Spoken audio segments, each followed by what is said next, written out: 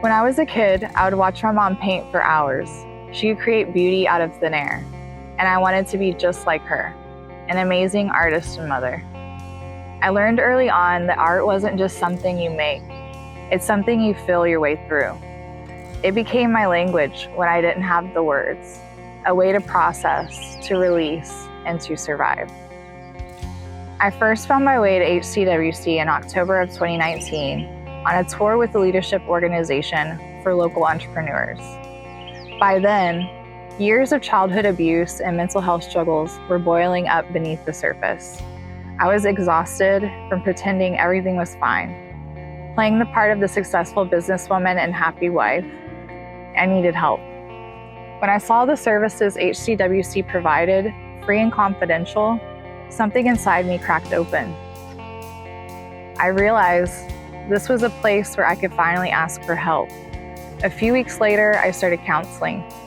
And for the first time in a long time, I felt seen, not judged, not broken, just seen. Through counseling, I started to realize my marriage was unhealthy. I made the difficult decision to leave and had to spend time at HCWC's domestic violence shelter with my 4-year-old son.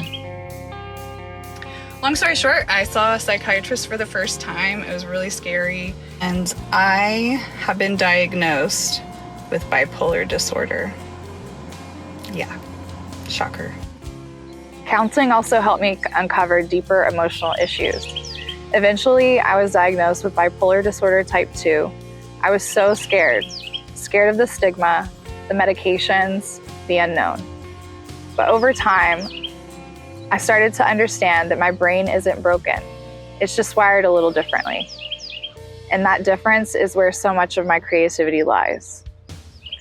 As I healed from my abuse and began managing my bipolar disorder, my art changed.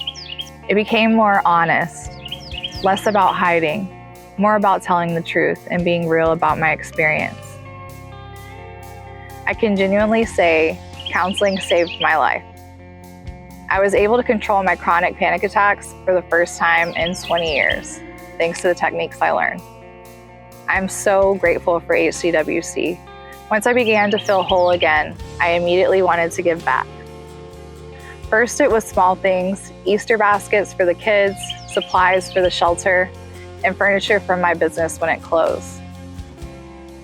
Giving back felt really good, natural, like saying thank you to everyone who supported me through action.